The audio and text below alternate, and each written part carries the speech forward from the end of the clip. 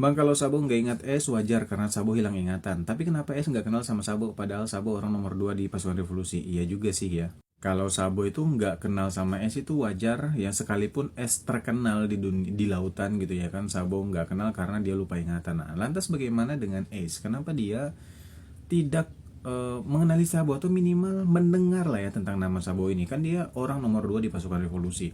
Oke, jadi jawaban yang ada di dalam video ini adalah headcanon alias ngarang ya. Jadi di dalam komik nggak ada. Kalau untuk simpelnya mungkin ya banyak orang mungkin akan berpikir sederhana, oh ya udah potensi plot hole gitu ya. Tapi kalau misalnya kalian terbuka untuk masalah headcanon ya, karangan dari para fans ya kan, ada beberapa mungkin yang bisa dianggap sebagai headcanon yang cocok dengan alasan kenapa ini ya. Jadi yang pertama adalah bahwa Sabo bergerak di balik bayang-bayang selama dia berada di pasukan revolusi.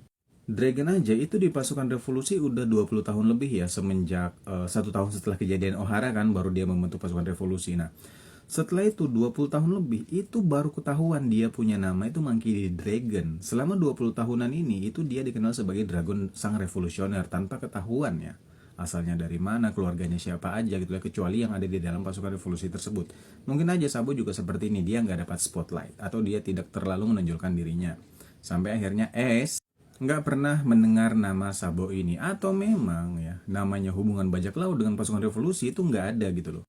Jadi hubungan antara kelompok bajak laut Shirohige ke pasukan revolusi itu nggak ada. Jadi si S ini sama sekali nggak pernah mendengar masalah Sabo.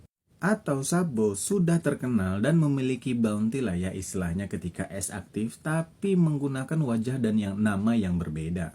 Loh kok bisa? Bisa. Di One Piece ada yang kayak gitu. Contoh aja Usopp ya, yang bounty pertamanya itu atas nama Sogeking. Atau mungkin Sanji gitu ya, yang namanya udah jelas-jelas Sanji tapi gambarnya menggunakan gambar yang berbeda. Mungkin aja Sabo kayak gini juga ya, udah terkenal gitu sebagai orang nomor 2 pasukan revolusi tapi namanya nggak ketahuan. Terus itu wajahnya mungkin nggak ditampakkan di poster bounty-nya, mungkin ya.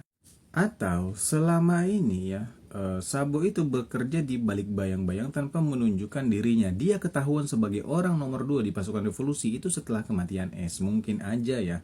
Jadi setelah kematian S, ingatannya kembali, nah baru di situ dia mulai menunjukkan dirinya. Dan kemudian karena dia cukup aktif dalam kegiatan pasukan revolusi, barulah dia orang-orang mengenal dia sebagai orang nomor 2 pasukan revolusi. Karena di dalam komik juga nggak dikasih tahu ya sejak kapan Sabo ini digelari sebagai orang nomor 2 di pasukan revolusi, yang bahkan bisa dikatakan itu pangkatnya itu setingkat di bawah Dragon. Tapi tentu aja seperti yang gue bilang tadi, jawaban ini sifatnya headcanon alias sengarang ya. Mungkin kalau kamu nanya sama orang lain jawabannya juga berbeda, karangannya beda gitu ya. Karena memang di dalam komik nggak ada penjelasannya ya. Kalian yang nonton punya pendapat sendiri tentang kasus ini, silahkan tulis di kolom komentar. Atau kalian mungkin ya punya headcanon sendiri gitu ya.